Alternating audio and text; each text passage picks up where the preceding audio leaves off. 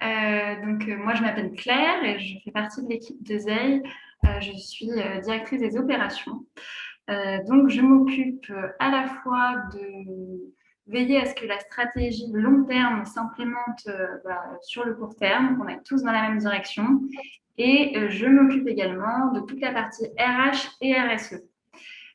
Pour ceux qui ne nous connaissent pas, Zeil, c'est un logiciel SaaS qui accompagne les entreprises pour qu'elles puissent lancer et développer leur politique RSE. Et on permet aussi de rendre accessible cette information RSE au grand public et en interne aussi. L'idée, c'est vraiment de faire comprendre ce que c'est que la RSE et de faire connaître les engagements des marques en toute transparence. Euh, donc, juste pour finir sur Zeil, aujourd'hui, on est une équipe de 19 personnes qui est répartie sur 2 bureaux, puisque notre siège est à Marseille et on a également un bureau à Paris. Je donne ces petites infos pour vous permettre aussi de comprendre les subtilités. Je pense qu'on en parlera dans le process d'intégration. Euh, voilà un petit peu pour moi. Noëlla, je te laisse te présenter. Yes, avec plaisir. Bonjour à tous. Donc moi, je suis Noëlla, DRH de Welcome to the Jungle, que j'ai rejoint en septembre dernier. Welcome to the Jungle, c'est une plateforme média qui propose aux entreprises une page carrière, mais pas que. De manière plus générale, on a vocation à réinventer le travail, donc la manière avec laquelle chacun cherche son prochain poste, en comprenant plus en détail les cultures d'entreprise, et puis pour les entreprises, en se présentant telles qu'elles sont pour pouvoir attirer les personnes qui leur correspondent. Et on travaille aussi sur 2 nouveaux produits. Un que vous connaissez peut-être qui s'appelle Welcome Originals, qui est une appli de formation qui est lancée depuis la fin d'année dernière. Et on travaille en coulisses sur un outil qu'on est sur le point de lancer qui s'appelle Welcome Home et qui est un intranet particulièrement réfléchi pour accompagner à distance les onboarding et les nouveaux arrivants. Voilà. Et chez Welcome, on est 180 aujourd'hui, principalement basés à Paris. Mais en fait, depuis le confinement, il y a des petits bureaux qui éclosent un peu partout en France. On est très pro full remote, donc on a pas mal d'équipes localisées en France. Des collaborateurs qui commencent à se poser la question d'aller travailler en Europe et un peu plus loin dans le monde. Donc, ça fait partie des choses sur lesquelles mon équipe travaille. Et on a aussi une petite équipe en République tchèque. Et on a prévu normalement doubler dans les prochains 12-18 mois. Donc, pas mal de sujets sur l'onboarding dans les bureaux, mais aussi beaucoup à distance. Et Stanislas? Ouais, je prends la suite. Bonjour à tous. Donc Stanislas, moi je travaille pour l'Amazona. L'Amazona, c'est une société qui propose des accessoires zéro déchet, des alternatives écologiques aux accessoires de la salle de bain. Donc brosse à dents, shampoing zéro déchet, voilà. Donc je m'occupe des ressources humaines. Moi, ça fait 3 ans que j'ai rejoint le projet. Je suis arrivé dans la société, on était 10 salariés et aujourd'hui on est un peu moins de 70. Donc j'ai rencontré pas mal de problématiques RH différentes. Voilà pour moi. Super. Et c'est vrai que je ne l'ai pas dit, mais moi aussi je suis arrivée au tout début. Là, ça fait 5 ans que je suis chez Zeil, donc j'ai vu aussi les évolutions des process. Et c'est aussi pour ça que je trouve que c'est intéressant de partager ces petites astuces. Donc là, vous l'avez compris, aujourd'hui, on va parler d'intégration, donc d'onboarding. Donc, on va suivre un plan plutôt classique. On va commencer juste par expliquer ce que c'est que l'onboarding, pourquoi c'est important, et ensuite, on va échanger sur les clés pour mettre en place une bonne intégration. On va un petit peu suivre la trame de ce qu'on fait à Zeil, puisque je me suis chargée de préparer les slides, mais l'idée, c'est vraiment de partir de cet exemple pour aussi échanger sur les pratiques qui sont en place chez Welcome to the Jungle et aussi chez l'Amazona. Voilà, nous, c'est notre exemple. Alors, il n'est pas parfait. Il y a plein de manières de faire différentes et aussi, ça doit varier en fonction des équipes, des cultures d'entreprise et du nombre de personnes, et effectivement, de où sont les bureaux, est-ce qu'il y a du télétravail ou pas, etc. En tout cas, voilà, l'idée, c'est juste de partager, nous, ce qu'on fait. On a plutôt des bons retours, en tout cas, dans l'équipe. Donc, voilà, prenez ce qu'il y a à apprendre et puis après, appropriez-vous, trouvez votre propre modèle. On en parlera tout à l'heure.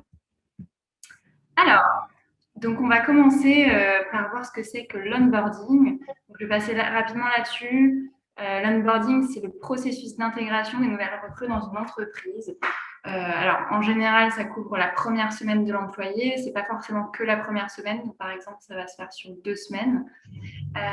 Et puis, on va mettre en place l'accueil, la mise en valeur de la nouvelle personne, et puis mettre en place aussi tous les outils et les ressources nécessaires pour que la personne puisse travailler, puisse avoir tous les éléments en main. Quelques chiffres qui sont intéressants. Il y a un salarié sur 5 en France qui quitte sa boîte après seulement 3 mois à cause d'une mauvaise intégration. Et il y en a 4% qui décident même de partir à cause d'une première journée désastreuse. Petit clin d'œil aux articles de Welcome to the Jungle, puisque j'ai récupéré ces chiffres-là sur vos articles. Je trouvais qu'en passant, c'était intéressant de dire que pour tous ceux qui se posent des questions sur les process à mettre en place, les bonnes pratiques RH, je trouve que vos articles sont vraiment de qualité, donc je les recommande puisque moi, je les consulte très régulièrement. Voilà, en passant. Donc voilà un petit peu pour ce que c'est que l'onboarding.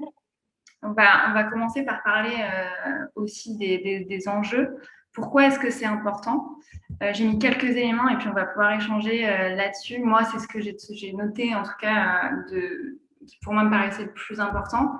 Alors déjà, d'un point de vue des performances, tout simplement, une bonne intégration, ça permet quand même d'avoir une productivité rapide. C'est-à-dire que moi, je n'ai pas vu non plus 50 entreprises différentes, mais je le vois très fréquemment quand on onboard des nouvelles personnes. Et je le vois dans les entretiens aussi, où on me raconte que souvent, dans certaines entreprises, on arrive et on ne sait pas trop où se mettre. Il n'y a pas grand-chose qui est clair. Et en fait, c'est dommage, mais c'est vraiment du temps qui est perdu. Et d'un point de vue de l'entreprise, forcément, c'est des ressources aussi. Donc, c'est important d'avoir une formation adaptée, une bonne préparation pour qu'on ait une prise de poste au plus vite qui soit la plus effective possible. Dans cette logique-là, il y a l'optimisation de la période d'essai. C'est pareil, la période d'essai, elle va vraiment permettre de pouvoir comprendre si la personne qui rejoint son équipe, elle s'intègre bien, si elle a bien la bonne expérience, les bons outils, les bonnes compétences pour coller à ce poste. Donc, la période d'essai, c'est un moment qui est important. Si on ne donne pas les outils aux nouveaux pour qu'ils puissent être efficaces, en fait, on ne va pas vraiment pouvoir se rendre compte du potentiel du nouveau venu. Donc, l'intégration, il y a un enjeu aussi à ce niveau-là.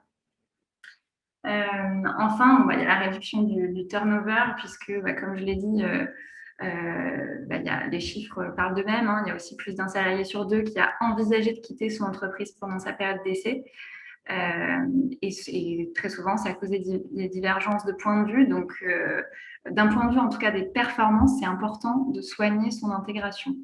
Est-ce que vous avez un petit commentaire là-dessus? Ensuite, j'ai mis d'autres raisons, mais je ne sais pas si vous voulez peut-être commenter, Noëlla ou Stanislas. Moi, je suis totalement d'accord avec toi, Claire. On considère que c'est un accélérateur d'expérience, en fait. Ça permet de vite rattraper le wagon de personnes qui pourraient être là depuis plus longtemps. Ouais. Absolument. Et puis aussi, tu as la continuité de ce que tu crées, l'expérience que tu crées. Enfin, tu vois, typiquement, sur le recrutement, on sait qu'on passe beaucoup de temps, on investit beaucoup à créer une expérience candidat, à embarquer les gens dans l'histoire. Et quand ça retombe comme un soufflet parce que le premier jour, il n'y a rien de préparé, c'est hyper décevant. Et évidemment, ça crée un impact négatif hyper fort sur la productivité, évidemment sur tout ça, mais aussi sur la motivation de la personne à se projeter et à rester. Et je pense que c'est important aussi de se dire qu'en tant qu'employeur, le collaborateur est en période d'essai, mais l'employeur, il l'est aussi. C'est vraiment très réciproque. Et c'est, à mon sens, la responsabilité de l'employeur de mettre le nouveau collaborateur dans les meilleures dispositions pour prendre son poste et contribuer dans l'équipe. Oui, complètement. C'est vrai que là, du coup, ce slide, c'était assez centré sur la mission, la productivité, mais effectivement, il y a d'autres éléments qui sont importants, notamment d'un point de vue managérial. Et là, je rejoins complètement ce que tu disais, Noëlla. Il y a plusieurs choses. Déjà, moi, ce que je trouve important, c'est de partir du bon pied. C'est-à-dire que, moi, dans mon expérience, en tout cas, l'intégration, elle est hyper importante parce que c'est là où je vais vraiment faire attention à poser les bases qui vont permettre une bonne collaboration. Donc, je vais vraiment prendre le temps d'expliquer non seulement comment on fonctionne, mais comment on aime fonctionner, qu'est-ce qui permet de s'aligner. Et puis, je vais donc donner certaines clés qui vont permettre à la personne de se sentir à l'aise dans certaines pratiques de l'entreprise. Et puis le deuxième point, c'est que je vais essayer de cibler la bonne manière de manager. C'est pas parce qu'on a un fonctionnement de l'équipe avec certaines bonnes pratiques que tout le monde fonctionne pareil. C'est pas du tout le cas. On est tous différents et tant mieux. Je pense qu'une bonne équipe, c'est aussi une équipe avec des profils, des caractères différents. Donc voilà, je trouve que c'est intéressant de se dire que l'intégration, on n'est plus dans les recrutements, c'est-à-dire que dans les recrutements, on fait passer des entretiens et même si on essaie de se connaître au maximum, on a une personne qui passe en entretien, qui est du coup peut-être un petit peu stressée, qui n'est peut-être pas forcément à l'aise et complètement transparente. Bon, là, la personne, ça y est recrutée. Donc, je trouve que c'est bien d'échanger sur, voilà, ça y est, tu fais partie de l'équipe. Quels sont tes moteurs, comment tu aimes être managé. Moi, je pose beaucoup de questions là-dessus, on y reviendra plus tard. Et je trouve que c'est intéressant, ça va permettre de voir, OK, comment est-ce qu'on va pouvoir faire en sorte que la personne progresse, comment on va pouvoir la manager. Un autre point, et donc là tu en parlais Noëlla, c'est d'engager pleinement le nouveau collaborateur. Les recrutements, c'est d'autres process et on va peut-être pas détailler ça aujourd'hui, mais c'est vrai que pendant les recrutements, c'est important aussi de véhiculer ce qu'on est, notre ADN, nos valeurs. Moi, en tout cas, mon but dans les recrutements, c'est de donner l'image la plus vraie possible de ce que c'est que Zeil, puisque on n'a aucun intérêt à recruter quelqu'un qui va être déçu, puisque nous, notre but, c'est que la personne reste sur le long terme et soit engagée pleinement avec nous dans l'aventure.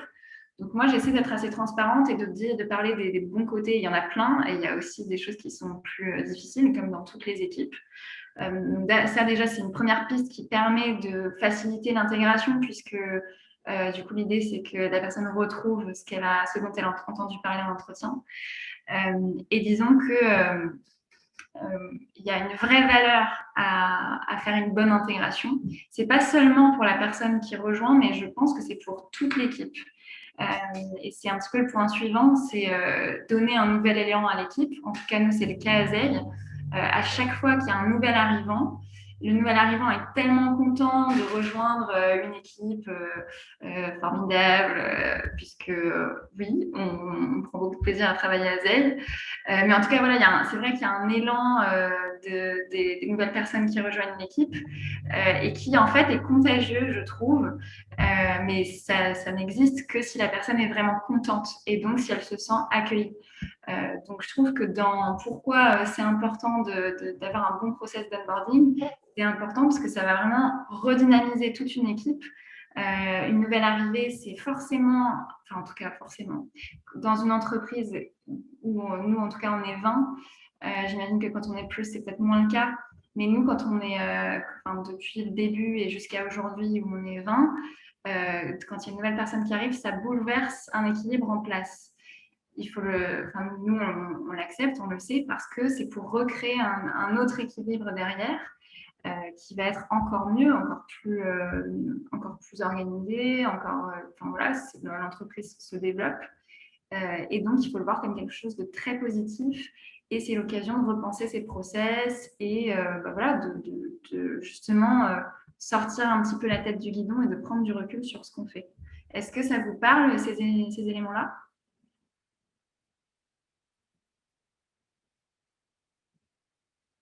Pas de commentaires. Vous êtes d'accord avec ce que je dis? Si, ouais, non, carrément.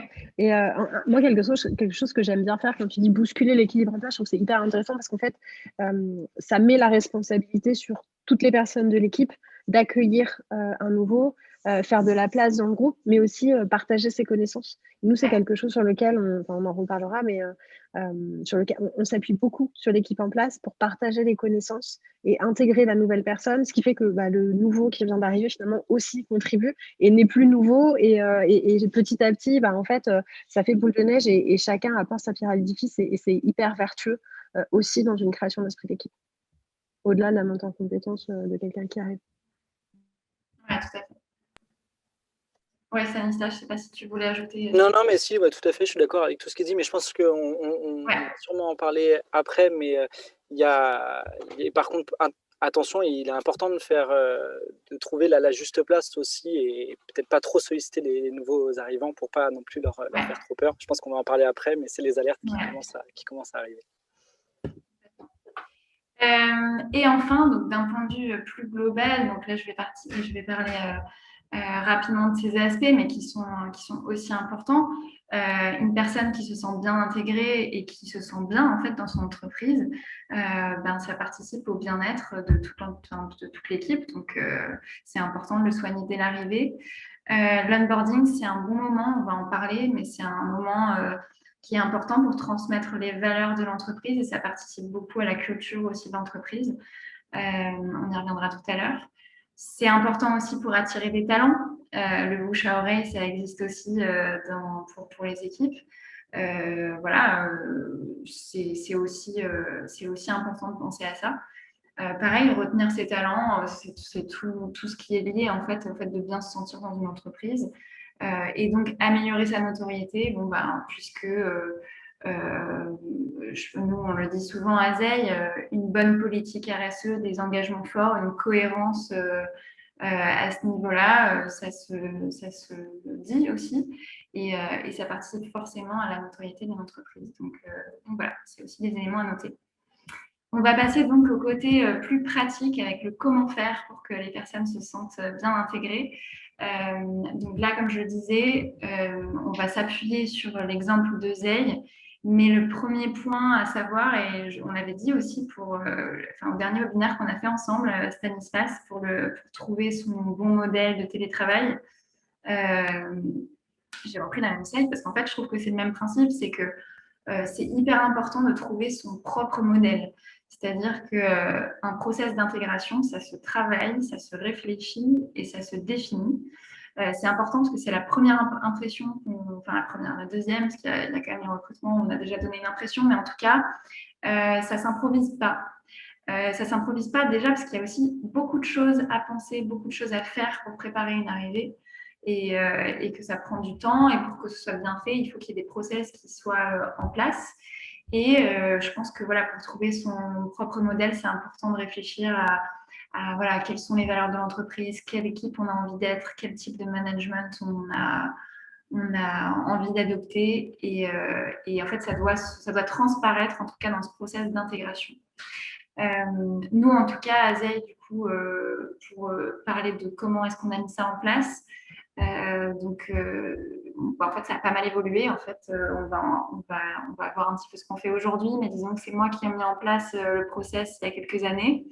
Et en fait, je l'ai retravaillé vraiment petit à petit, puisque je fais un bilan de fin d'intégration à la fin des 2 premières semaines. Et j'en profite pour demander l'avis à chaque personne et puis pour demander des idées. Moi, j'aime bien aussi, Noëlla, t'en parlais tout à l'heure, mais j'aime bien que l'équipe soit impliquée dans toutes les questions de RSE et RSE liées à la RH, donc en tout cas dans toutes les questions d'équipe.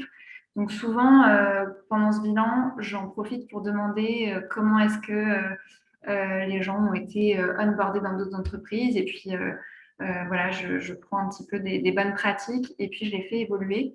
Et ça bouge beaucoup. Je pense qu'il ne faut pas avoir peur aussi de se réinventer. Une équipe, elle change. Les valeurs aussi peuvent changer. On refait des ateliers de temps en temps. Alors, pas tout le temps, hein, mais c'est important de savoir se réinventer. Comment ça s'est passé à l'Amazonas, Stanislas, la mise en place du process? Alors nous, il a changé plein de fois. Puis en plus, il s'est inscrit dans un contexte où on recrutait 4 à 5 personnes par mois. Donc ça répondait à un vrai besoin de transmettre un message clair et que ce soit le même pour tout le monde et aussi justement accélérer un peu cette expérience. En fait, ça a été très bien accueilli. Simplement, ça prend du temps. à mettre en place. Et ça, c'est quelque chose qui est vite venu sur la table, c'est-à-dire voilà, la disponibilité qu'on demandait aux équipes. Je pense qu'on en parlera plus tard. Mais ça, c'était quelque chose à prendre en compte. Mais en tout cas, clairement, ça nous a libérés sur plein de choses. On s'est senti directement beaucoup plus juste dans notre accueil. Donc, ça a été un grand soulagement. Et vous avez mis en place un process après combien de temps à peu près, tu saurais dire? Ouais, je dirais que c'est à peu près 30 salariés. Ok, d'accord. Et Noëlla, comment ça s'est passé pour vous? Ouais. Nous, on a assez tôt, en fait, dans l'histoire de Welcome, mis en place l'onboarding parce que on a des métiers qui sont très différents et qu'il était possible finalement d'être dans une équipe et pas bien connaître d'autres parties du business. Et on s'est dit que on voulait pas ça. Donc assez tôt, on s'est dit on va investir on va investir du temps sur les 2 premières semaines de nos collaborateurs pour leur expliquer tout ce qu'on fait, donc vraiment le projet de bout en bout. Ce qui avait beaucoup de valeur pour tout le monde en fait, parce que tu sois commercial, évidemment connaître les métiers c'est hyper important, que tu sois journaliste, évidemment c'est hyper important parce que tu peux créer aussi ton réseau sur la base des gens avec qui tu travailles, donc ça faisait beaucoup de sens pour tout le monde. Et au début, cet onboarding, il a été pensé en se disant, quand on est nouveau et qu'on débarque, on ne sait pas trop par où commencer, on a envie d'avoir de l'impact, mais on ne sait pas vraiment comment se positionner. Et ça a aussi été fait pour se dire, on va créer quelque chose d'explicatif, mais aussi une orientation pour un nouveau, pour qu'il sache comment s'organiser, où trouver l'info, à qui demander des conseils, finalement, dès les premiers jours. Donc avant Covid, ça reposait beaucoup sur des réunions, des rencontres face-to-face avec des presse, c'était très physique. Et là, avec le Covid, on a pas mal revu notre manière de faire et on a mis une petite touche welcome. C'est très nous, c'est qu'on a filmé des vidéos, donc on a fait des vidéos et donc au lieu de délivrer des contenus et des presse, ce qui est un peu statique et parfois quand tu es nouveau, tu arrives et on te fait une presse et c'est un peu scolaire. Là, il y a des vidéos, donc les nouveaux vont regarder les vidéos à des moments qui leur conviennent. On a créé des newsletters. Et donc, on a mis en place des contenus un peu plus créatifs et des moments d'échange sous format de Q&A. Donc, maintenant, notre onboarding, nous, s'étale sur 3 semaines. Mais c'est assez intense sur les 10 premiers jours. Et ça devient de plus en plus souple sur la fin. Et j'ai environ une grosse dizaine de personnes qui contribuent pour former les nouveaux. Ouais, c'est intéressant aussi de savoir qui participe. Alors, donc, nous, chez Zai, comme je disais tout à l'heure, on est une petite équipe, on est 20, enfin on est 19 actuellement. Mais en fait, ça fait longtemps qu'on a un process d'onboarding. Je pense aussi que, en tout cas, c'est peut-être ma sensibilité à moi. J'avais été dans des équipes où les RH étaient pas mal développés. Il y avait pas mal de process dans mes précédentes expériences. Donc, j'ai un peu ramené ça aussi quand je suis arrivée dans nos débuts. Mais c'est vrai que quand on est une petite équipe, on va le voir. Nous, tout le monde se rencontre, etc. C'est des choses qui ne sont pas forcément possibles quand on est plus. Donc, on va voir ça ensemble. Du coup, voilà, je suis calquée sur ce qu'on fait. Je voulais faire un petit point sur le fait, on l'a déjà dit pas mal, mais effectivement, une arrivée, ça se prépare en amont. Donc, il y a toute la politique, ou en tout cas le process de qu'est-ce qu'on va chercher à transmettre comme valeur, etc. Et puis après, il y a toute une partie très paperasse à mettre en place et puis très logistique. Donc, j'ai mis un petit peu la checklist des éléments de base.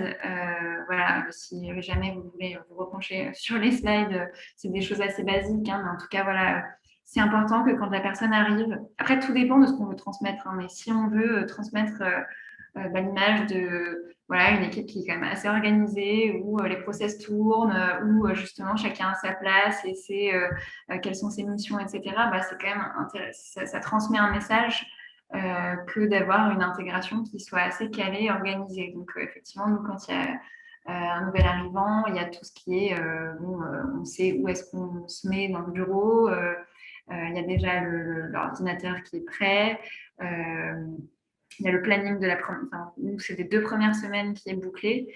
Et puis surtout, il y a l'équipe qui est prévenue de l'arrivée. Nous, il y a une petite équipe, donc c'est d'autant plus important que tout le monde sache qu'il y a une nouvelle personne qui commence et qu'il y ait, comme je disais, pour qu'il y ait un engouement et qu'il y ait un enthousiasme qui soit généré. Moi, je trouve que c'est bien que la personne se sente aussi attendue. Et du coup, voilà, il y a quelques éléments comme ça de base au-delà de la paperasse. C'est aussi prévoir dans le planning, bon, bah, même les éléments de la suite de la vie en entreprise. Est-ce que vous faites des bilans mensuels, annuels? Est-ce que vous fêtez les anniversaires? Enfin, voilà, essayer de pas oublier ces choses-là, mais qui comptent quand même pour la vie d'une équipe. Je ne sais pas si vous avez des éléments à relever, Stanislas et Noëlla, c'est peut-être pas la slide la plus intéressante Alors, simplement sur la communication en interne, nous, Ouais. c'est quelque chose sur lequel on s'est vite rendu compte de l'importance fondamentale de cet élément. Ça peut être très très mal pris par les équipes de voir quelqu'un débarquer, ils n'ont pas été prévenus. Nous, on demande un effort d'entreprise dans le process d'intégration, c'est-à-dire que chaque nouvel arrivant va rencontrer chaque personne de l'entreprise en allant visiter pôle par pôle chacun. Et si jamais ces pôles n'ont pas été prévenus, voilà, ça peut pas être très cool pour eux. Donc vraiment hyper important de limite en faire trop, mais on n'en fait jamais trop dans ces cas-là. Donc vraiment préparer l'arrivée en bombardant d'informations, c'est essentiel. Ouais, non, je suis d'accord. Je pense que des deux côtés, ça peut être mal pris. Ça peut être mal pris pour le nouvel arrivant de voir que les personnes sont étonnées de sa venue. Et effectivement, dans l'autre sens, surtout, donc là, je parle du côté petite équipe, puisque c'est celui que nous, on connaît.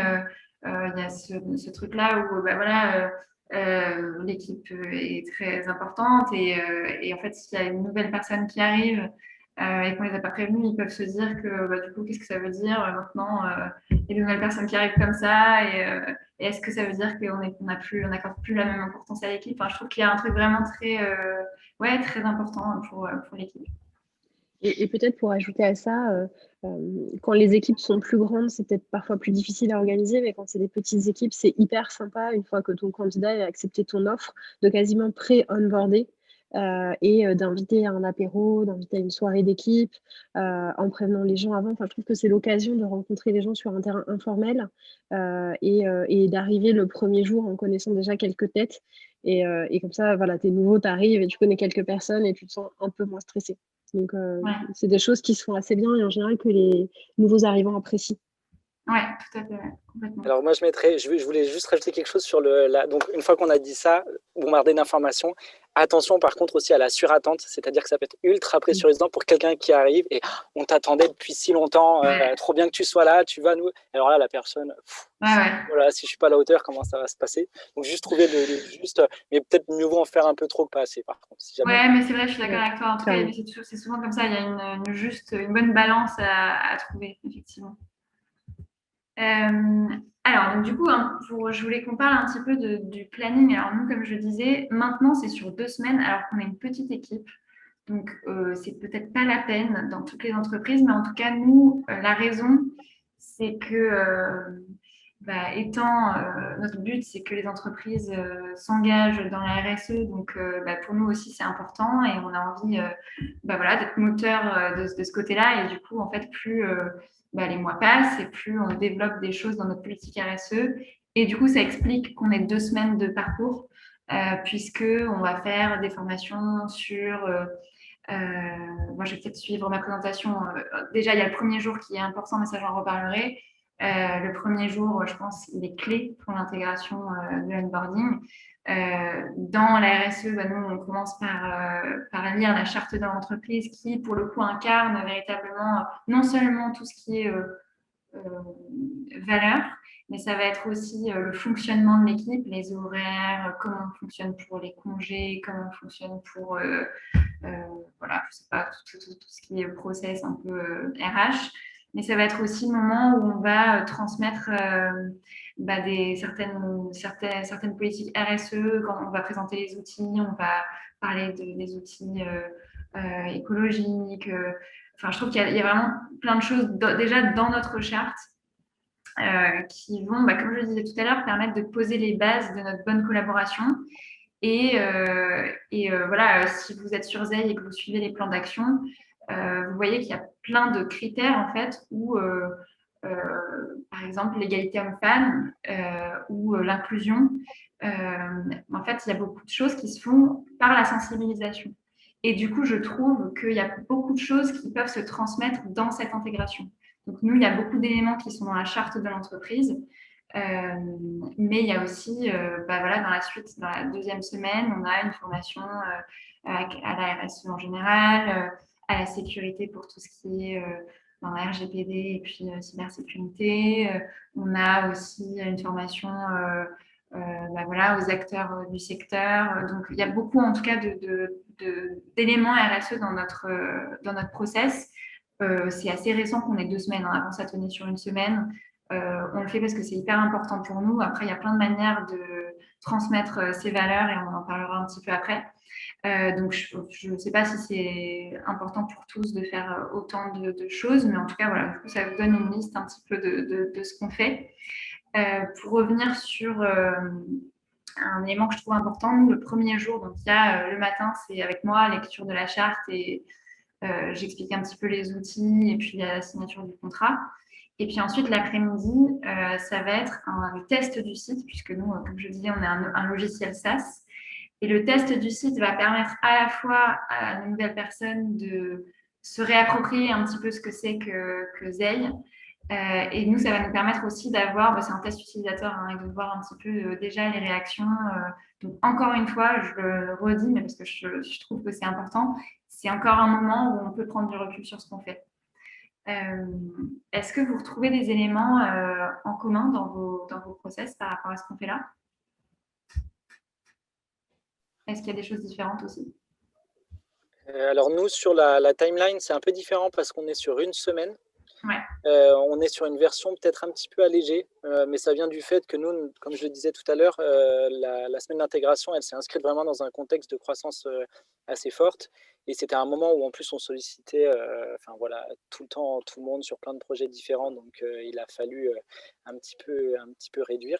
Mais sinon, globalement, on retrouve les mêmes éléments, à peu près dans la même chronologie. Donc, Ouais, ok. Hyper intéressant. Et toi, Noëlla? Moi, je peux peut-être vous parler de ce qui est différent pour compléter. Nous, sur la partie contractuelle et administrative, comme on a pas mal de recrutement ces derniers temps, on essaie de faire ça en amont. C'est-à-dire que on évacue la partie contractuelle dans la foulée de l'offre qui est acceptée par le candidat.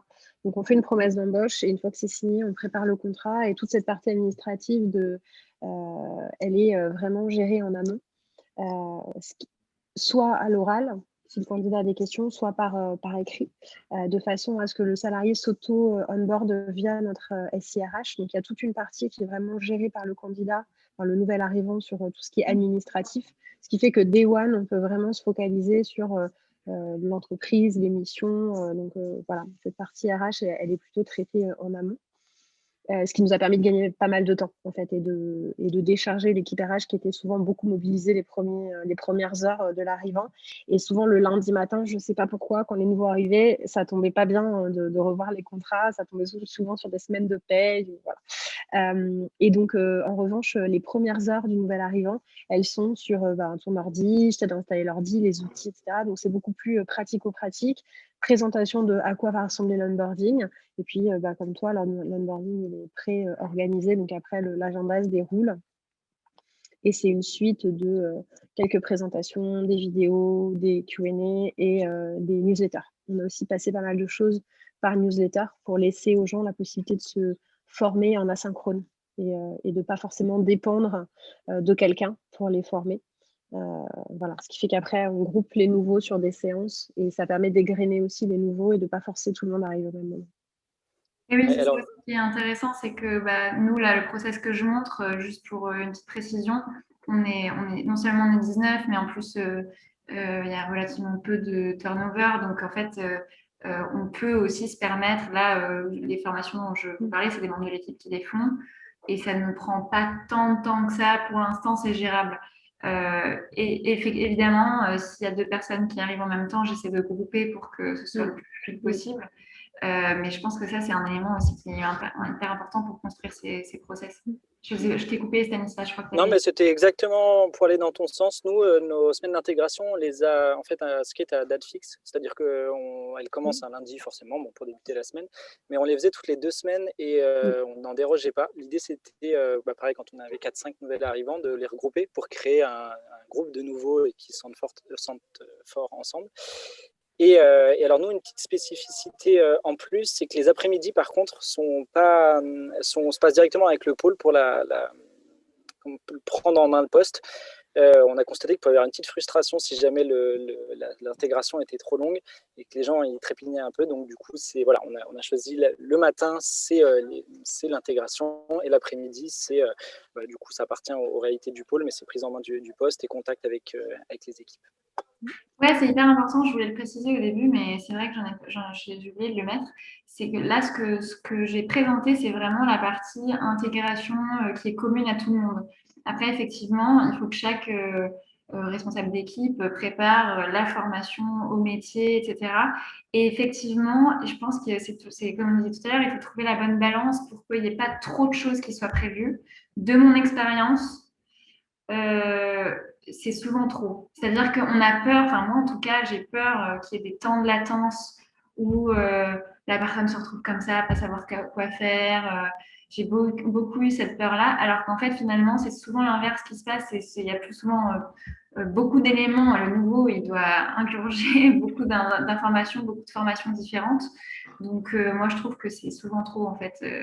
Au pire, la personne peut très bien prendre du temps pour farfouiller un petit peu par elle-même et aller découvrir certains documents dans le drive. En fait, bon, la personne ne va pas se retrouver sans rien faire. Bon, moi, j'ai plutôt le problème inverse. C'est plutôt qu'on a beaucoup de choses entre ce qui est la partie commune à tout le monde sur voilà, les différentes formations que je viens d'évoquer et la partie mission.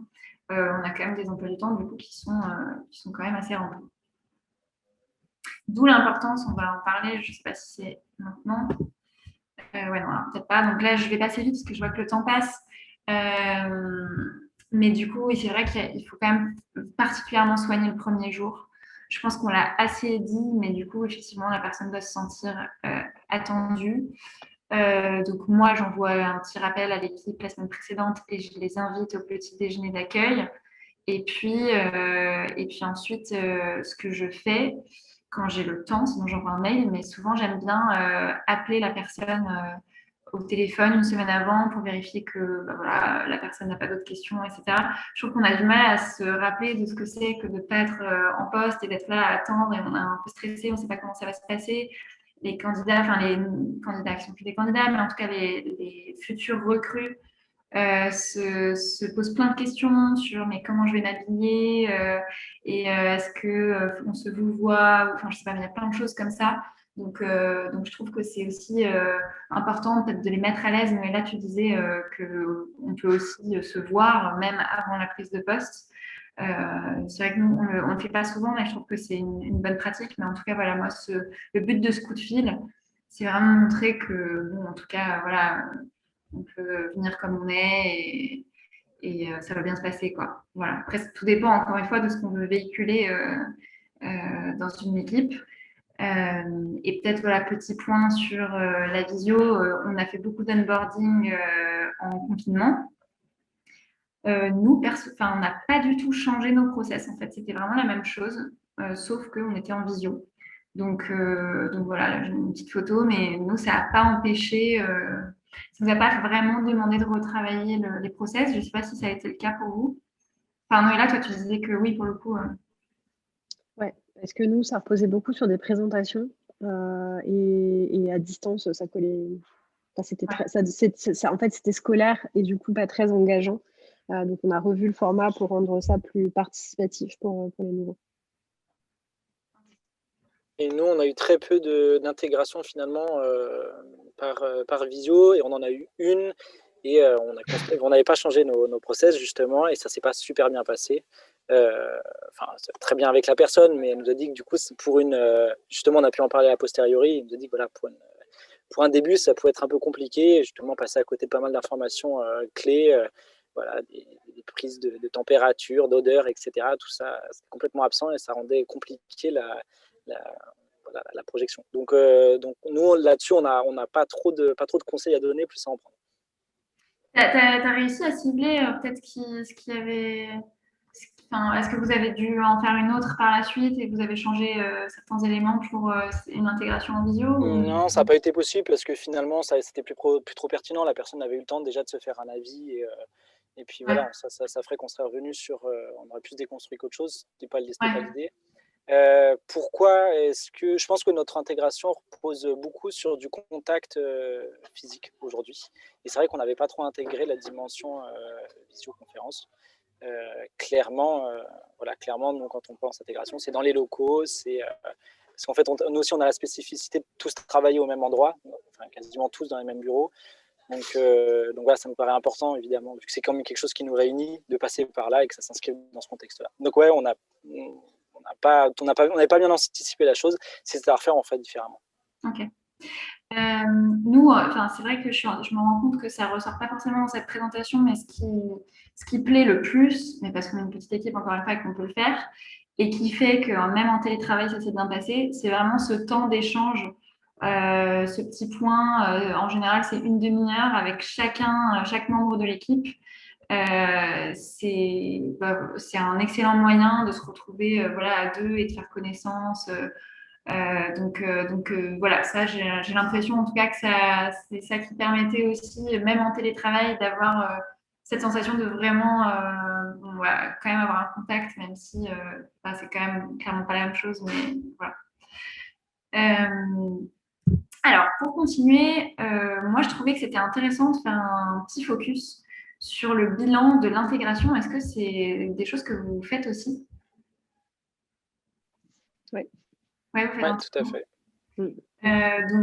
C'est hyper important. Donc, quand je dis bilan, c'est un petit moment où moi je le fais à la fin des 2 premières semaines. Ça dure peut-être 30 minutes. C'est un moment où en fait moi je vais vérifier que l'intégration s'est bien déroulée. Je vais en profiter pour améliorer les process à la fois de recrutement mais aussi d'intégration, puisque le recrutement parfois est pas si lointain que ça. Donc ça me permet aussi d'avoir le point de vue de l'autre côté, du côté candidat, de comment le recrutement a été perçu. Est-ce qu'il y a eu une différence, j'en parlais tout à l'heure, entre la vision qu'on se projetait de Zeil et la réalité qu'on découvre une fois qu'on est là. Et puis, comme je le dis, mon but, c'est que ce soit la vision la plus juste. Donc, j'essaie de voir comment faire pour peut-être améliorer ça. Et puis, je vous disais tout à l'heure, apprendre à mieux se connaître pour comprendre les moteurs et adapter son management. Et j'en profite souvent pour expliquer aussi le contexte de l'arrivée, les défis à venir. Donc, en gros, dans quelle stratégie, dans quel moment, en fait, on est à Zeil. C'est un point que j'aborde pendant les recrutements et c'est un point que je n'abordais pas forcément après. Et en fait, je me rends compte que c'est hyper important quand la personne comprenne vraiment les enjeux pour se sentir justement complètement alignée avec l'équipe et qu'elle saisisse vraiment les enjeux. Donc, j'en reparle à ce moment-là. Moi, j'attends la 2e semaine parce que sinon, je trouve que ça fait vraiment trop d'infos avant. Et j'ai l'impression que si je le fais avant, la personne ne comprend pas forcément. C'est-à-dire que comme il y a déjà beaucoup de termes il y a beaucoup de choses à comprendre. Il y a à comprendre qui fait quoi et qui. Il y a aussi qu'est-ce que fait Zeil et comment ça marche. Bon, du coup, je trouve que si en plus je viens expliquer la stratégie de l'entreprise, etc., c'est trop tôt. Donc, moi, maintenant, je le fais au bout de 2 semaines et je trouve que c'est pas mal.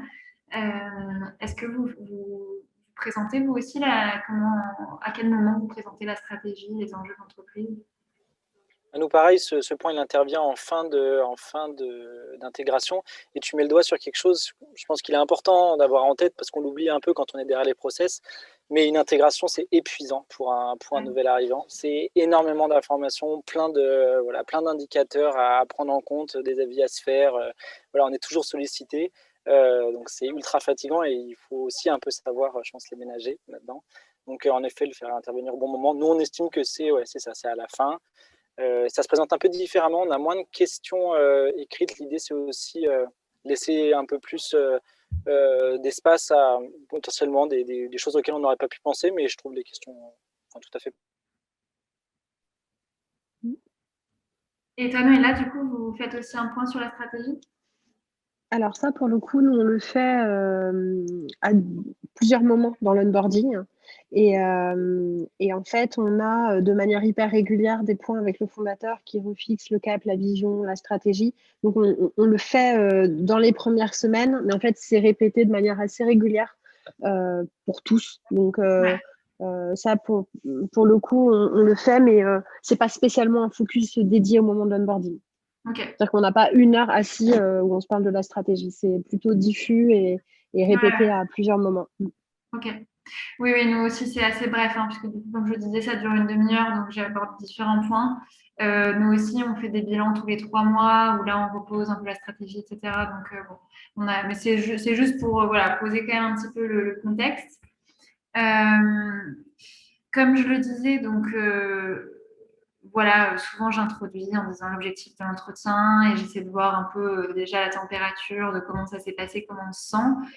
Et puis donc quelques retours sur le recrutement. Je reviens là-dessus parce que je trouve que c'est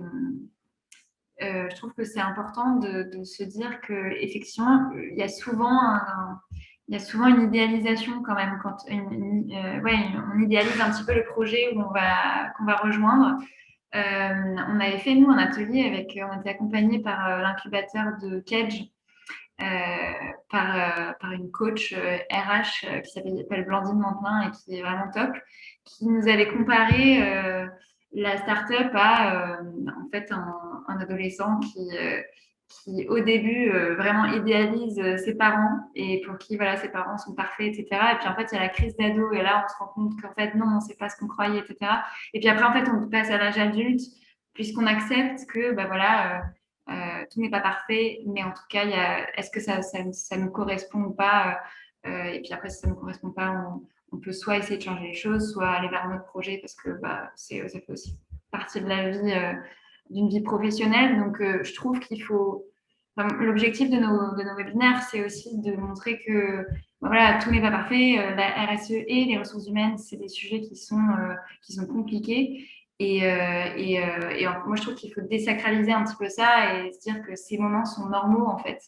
Euh, voilà. Et du coup, pour quand même faire en sorte que ça se passe le mieux possible, moi, je mets une attention particulière au recrutement et aux entretiens où j'essaie quand même d'aborder les points qui sont les plus difficiles. Euh, et puis ensuite, souvent, j'en parle dans les entretiens, c'est-à-dire je préviens que c'est normal d'avoir parfois des moments de baisse de motivation, c'est normal de ne pas être d'accord avec tout.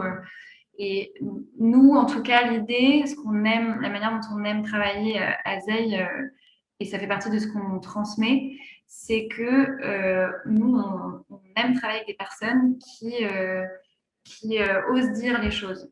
Et donc, j'encourage, moi, c'est quand je disais que j'essaie de poser les bases d'une bonne collaboration, je le fais à ce moment-là et je dis que voilà, nous, on aime quand les personnes parlent et disent leur frustration et sont plus tournées solution que problème.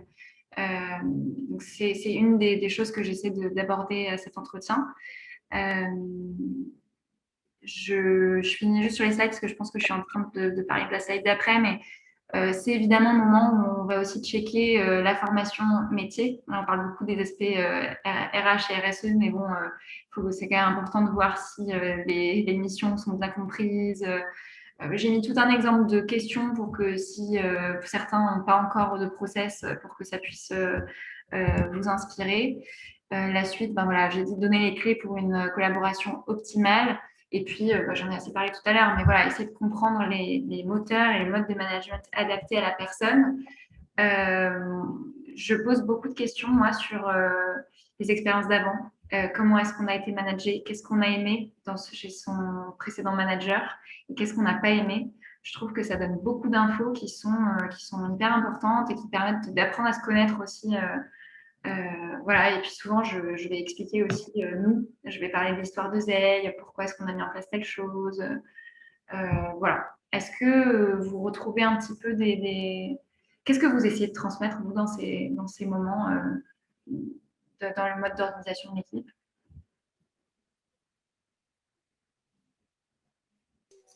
Moi, je me retrouve beaucoup dans l'effort de transparence que vous faites chez Zeil. J'alerte beaucoup sur les réalités d'entreprise.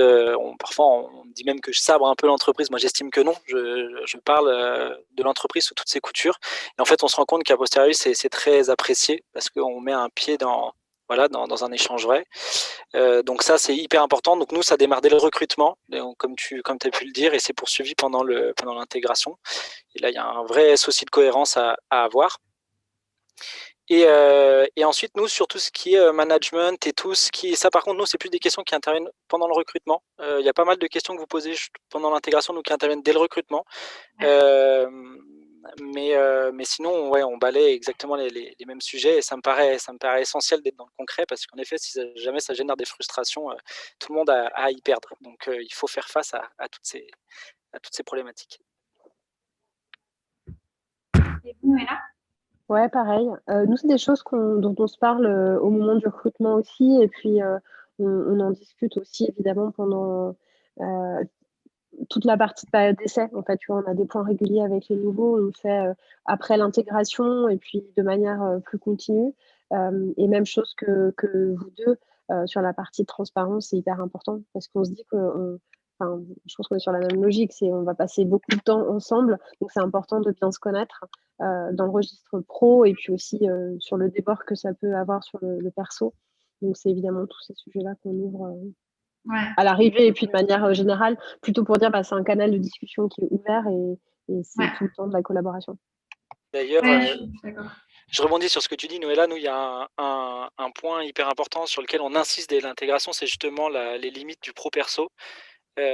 Voilà, on essaye le plus possible de protéger tout le monde de ces frontières qui sont parfois un peu floues.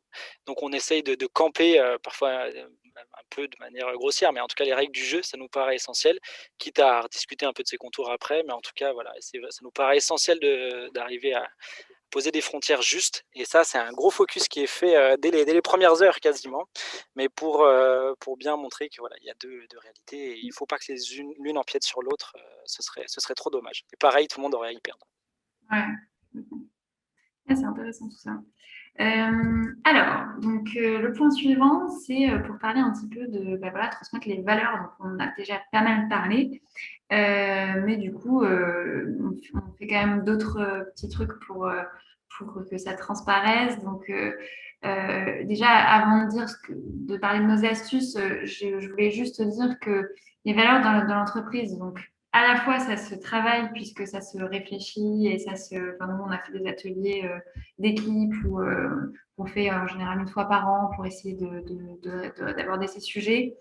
Donc à la fois ça se réfléchit et aussi parce que ça s'implémente. Il y a plein de choses à faire pour implémenter les valeurs et qu'elles soient pas juste un atelier comme ça qui s'arrête. Donc nous, dans les bureaux, il y a des affiches, etc. Et à la fois, ça se travaille pas tant que ça, c'est-à-dire que ça doit se vivre surtout.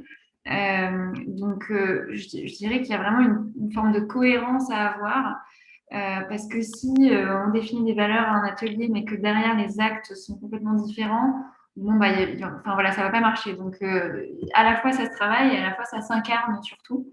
Nous, on a quand même mis en place quelques éléments pour que la personne se sente accueillie et qu'elle voit tout de suite les engagements de Zeil. J'ai marqué qu'effectivement, dans le recrutement, on véhicule déjà une image de l'entreprise et on véhicule déjà certaines valeurs. Donc, pareil, pensez que quand vous faites passer des entretiens, voilà, la manière dont vous le faites aussi veut dire des choses sur l'entreprise que vous êtes. Mais après, on a aussi un petit welcome pack qui là, pour le coup, est nouveau parce qu'on ne le faisait pas avant, mais voilà, on réfléchit, comme je disais, les process. Et du coup, c'est vrai que ça fait un moment que Zeil, on fait des petits stickers stop pub à poser sur sa boîte aux lettres. Là, on a fait un calendrier des fruits et des légumes de saison et on a mis des astuces zéro déchet à l'intérieur.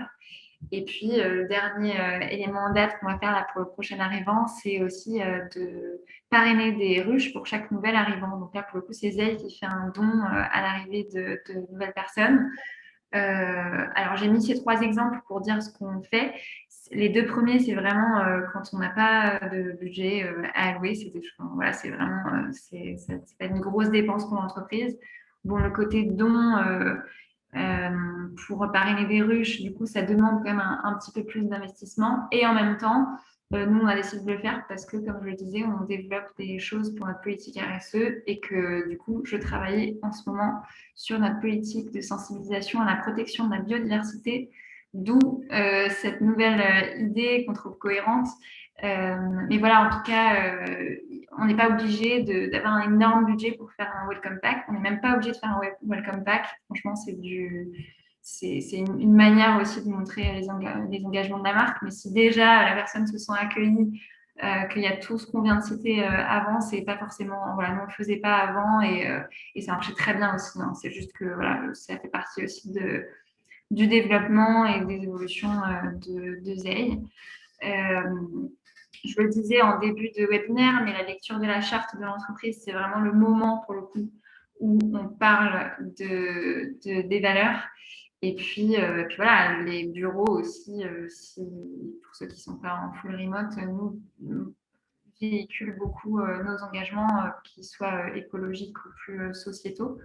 Donc voilà, sur cette partie-là, je ne sais pas si vous avez un welcome pack qui est en place. Qu'est-ce que c'est il y a quoi dans vos welcome packs? Alors chez nous, il y a déjà des produits l'Amazona, ça nous paraît essentiel Alors par contre, on donne beaucoup de produits le premier jour, ça nous paraît essentiel que tout le monde se les approprie et sache un peu de quoi est-ce qu'on parle finalement. Donc, Stanislas, moi je t'entends un petit peu moins. Je crois. Ah, pardon, excusez-moi. Ouais, donc je disais beaucoup de produits l'Amazona pour que chacun se les approprie. On fournit aussi une gourde en inox. Alors ça, c'est une petite histoire, c'est que pendant un moment, on sollicitait chaque salarié sur des salons pour aller faire la promotion de nos produits et pas question de venir avec des bouteilles en plastique dans un souci de cohérence. Donc on se dit, on peut pas demander aux gens de venir avec leur gourde si on n'en fournit pas. Donc ça vient de là.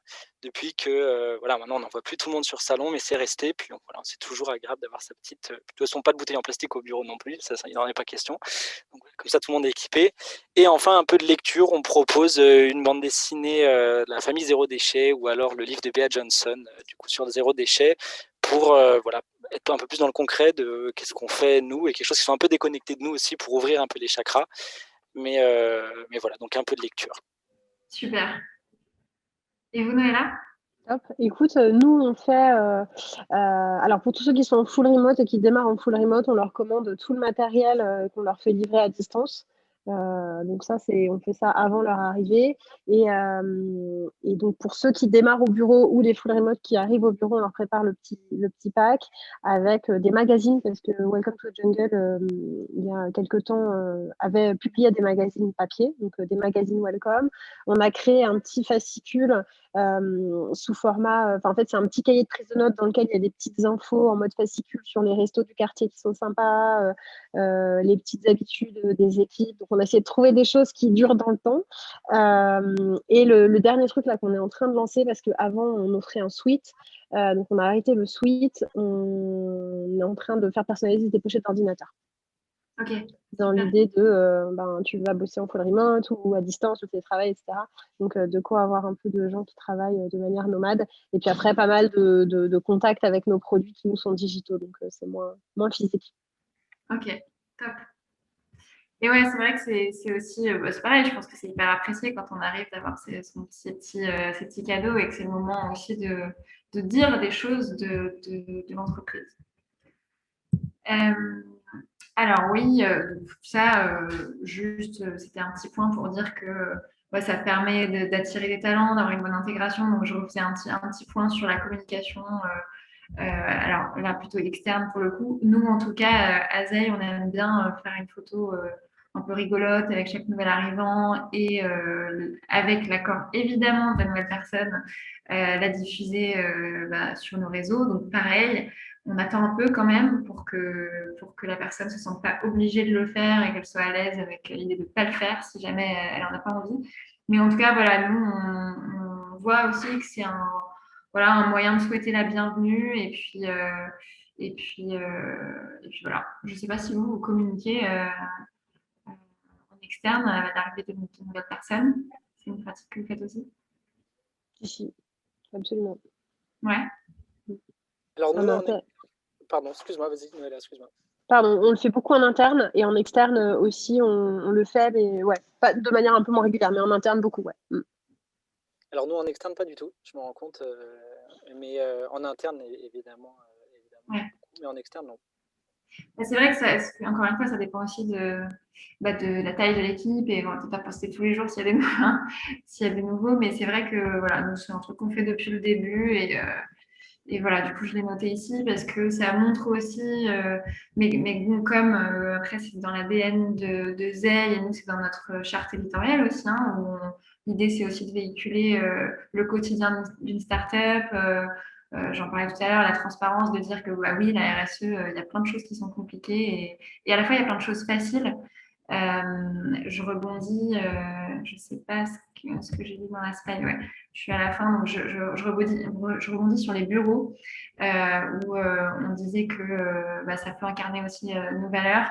Je pensais à ça parce que Stanislas, tu disais que dans votre Welcome Pack, vous offrez des livres. Nous, on a une bibliothèque partagée à Zeil où il y a beaucoup de livres, soit autour du zéro déchet, autour de la nature, ou aussi autour bah, de sujets d'inclusion, de diversité, etc. Et je pense à ça parce que je trouve que la culture, c'est un très bon moyen aussi de parler de thèmes RSE. Et voilà, du coup, c'est aussi des choses, pour le coup, pas trop coûteuses et assez simples, qui vont permettre d'installer une culture et puis, je pense, de véhiculer aussi bah, des messages bah, de tolérance ou en tout cas qui permettent quand même un bien-être dans l'entreprise qui est important. Voilà, donc petit point sur la culture, c'est un bon moyen, je trouve, de véhiculer ces valeurs aussi. On arrive à la fin de ce webinaire. Est-ce que Alice, tu as noté des questions peut-être sur des points qu'on n'a pas relevés ou est-ce que Noëlla et Stanislas, il y a des points dont on n'a pas du tout parlé qui vous paraissent importants dans l'intégration? Concernant les questions, on a juste une question par rapport au slide et du coup, comme j'ai répondu dans le chat, vous pourrez retrouver toute cette présentation sur le replay que l'on partagera du coup sur notre chaîne YouTube et sur nos réseaux sociaux. Donc si vous nous suivez déjà, vous aurez accès et sinon, n'hésitez pas du coup à suivre nos réseaux pour pouvoir accéder au replay et à cette présentation du coup.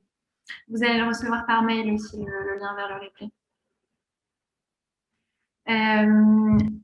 Et ben oui, donc vous disiez, vous n'avez pas forcément de points qu'on n'a pas évoqués. Est-ce que vous avez eu des choses que vous avez, enfin, est-ce que vous avez des anecdotes d'intégration qui ne se sont pas forcément bien passées? Est-ce qu'il y a eu des ratés et du coup des petits points de vigilance à avoir, à partager? Alors moi, oui, j'en ai. Alors dans ce qui s'est pas très bien passé, on en a déjà parlé, c'est la communication. Nous, on a un peu fait les frais d'une communication pas assez appuyée. Et voilà, là, c'était complètement notre erreur. On peut constater que voilà, si jamais on communique pas, ça brouille tout. Et donc vraiment, je réinsisterai sur le volet communication. On peut mettre les meilleurs process du monde si jamais ils sont pas, intégrés, ça sert pas à grand chose. Et je mettrai en garde aussi sur la complexité des process et justement le fait de se les approprier, d'être bien à l'écoute de ces équipes si jamais on les sollicite dans l'intégration, parce que l'idée c'est que les échanges soient le plus vrais et donc transparaissent au mieux les valeurs de l'entreprise. Et si jamais voilà, on met des choses un peu trop ambitieuses et qui sont pas voilà, appropriées, ça peut être contre-productif. Donc parfois il vaut mieux viser un petit peu moins, quitte à après rajouter de la complexité si jamais on est sur notre modèle, plutôt que directement de partir dans des trucs super complexes qui finalement vont plus brouiller les pistes qu'autre chose parce que personne ne sait pourquoi est-ce qu'on fait ça ou à quoi ça nous renvoie. Donc un peu attention à ça. Ah, on a perdu Noëlla, je crois. Oui. Par contre, on a une question aussi de Cyril qui nous demandait du coup, est-ce qu'on a un livret d'accueil en fait dans nos entreprises qui reprend l'ensemble des points qu'on a évoqués du coup lors de cette présentation. Donc voilà, je vais laisser Claire répondre et puis après Stanislas si vous en avez un aussi. Alors, nous, on n'a pas vraiment de livret d'accueil.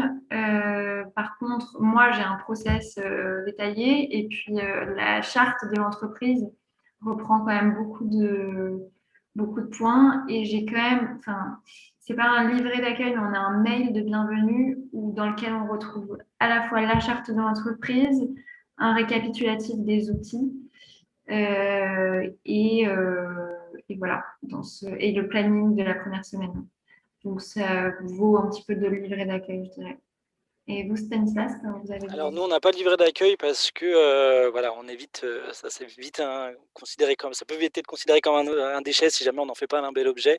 Donc pas de livret d'accueil. Par contre, on a un site internet qui voilà, qui fait le récap de tout ce qu'on a pu se dire pendant l'intégration. On retrouve toutes nos spécificités, toutes les bonnes pratiques, toutes les informations.